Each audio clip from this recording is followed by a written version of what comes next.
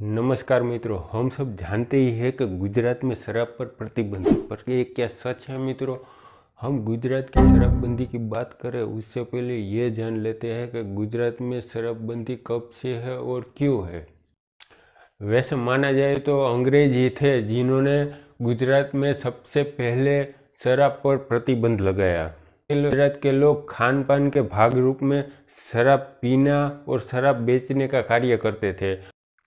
अंग्रेज आए और उन्होंने कहा कोई शराब बेचेगा नहीं, सरकार खुद ही दुकानें खोल के देगी, वहाँ से ही खरीदना होगा। पर यह तो हुई उनके फायदे की बात।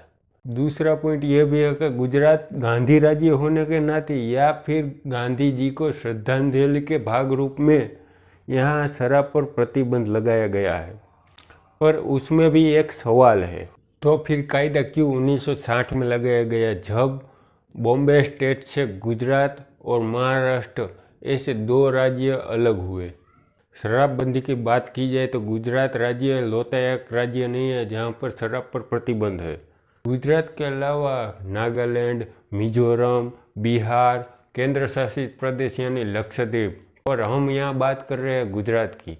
गुजरात में वैसे तो शराब पर प्रतिबंध है, इसलिए हम ये तो नहीं बता सकते कि गुजरात में कितने करोड़ की शराब पी जाती होगी, क्योंकि इसका कोई रिकॉर्ड ही नहीं है सरकार के पास। पर राज्यसभा में पेश किए गए कुछ आंकड़ों के मुताबिक आधिकारिक तौर पर 19 लाख से ज़्यादा परमिट दी जा चुकी है, जबकि विदेश से आने वाले लोगों को गुजरात सरकार टूरिस्ट परमिट दे के शराब की सुविधा मुहैया कराती है। तो शराब के मामले में दो टूक क्यों, ये भी एक सवाल है। गुजरात में 1960 से शराब पर प्रतिबंध है, 60 साल हो गए, पर हम आए दिन ये देख रहे हैं कि गुजरात में जहरीली शराब पीने से कई लोगों की मौत हो जाती है, कई सारे लट्ठाकांड हुए हैं। क्या शराबबंदी के नाम पर काला धंधा चल रहा है, क्या ये एक सवाल है। एक ओर से गुजरात सरकार कहती है कि हम नियम का पूरा पालन कर रहे हैं, तो फिर जहां शराब पर प्रतिबंध है ऐसे राज्य में ही क्यों लोग जहरीली शराब पी के मर रहे हैं, ये भी एक सवाल है। अभी अभी हमारे सामने एक और खबर आई है, एक और लट्ठाकांड की। जी हाँ मित्रों, मैं बात कर रहा हूँ जुलाई 2022 की, गुजरात के बोटाद में होने वाले लट्ठाकांड की, जहाँ जहरीली शराब पीने से 60 लोगों से भी ज़्यादा की मौत हो जाती है। तो ये सब आए दिन मामले हम देख रहे हैं, ये सब क्यों? अगर हम माने कि गुजरात में शराब पर प्रतिबंध ही है, तो ये सब मामले सामने क्यों आ रहे हैं?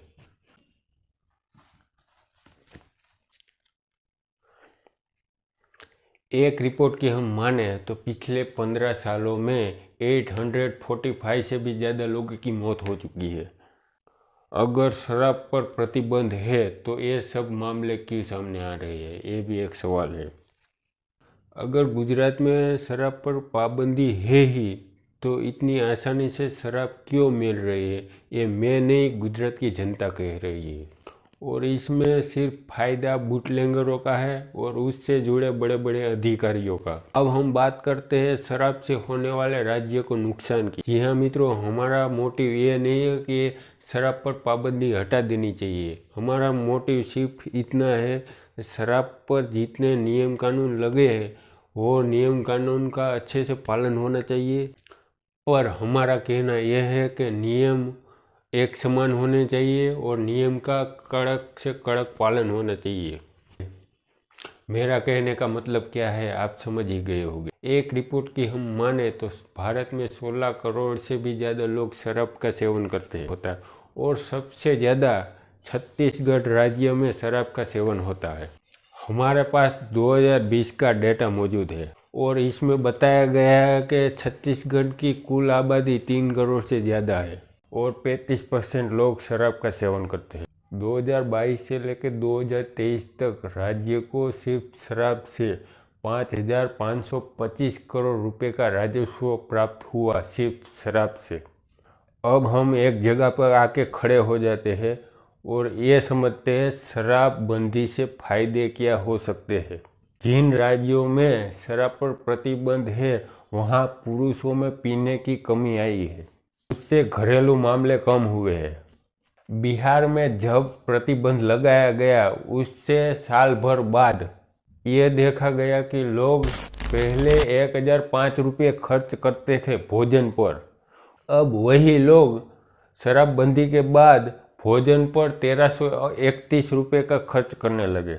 इससे साबित ये होता है कि लोग अपनी आमदनी का एक मोटा हिस्सा सिर्फ शराब पीने के लिए खर्चा किया करते थे। इससे घरेलू मामले भी ज़्यादा बढ़ चुके थे और लिमिटेड आमदनी होने के कारण घर संभालने में प्रॉब्लम होती है और उससे भी बड़ी प्रॉब्लम होती है गृहिणी महिलाओं को, क्योंकि घर का पूरा खर्च मेंटेन महिलाएं ही करती है।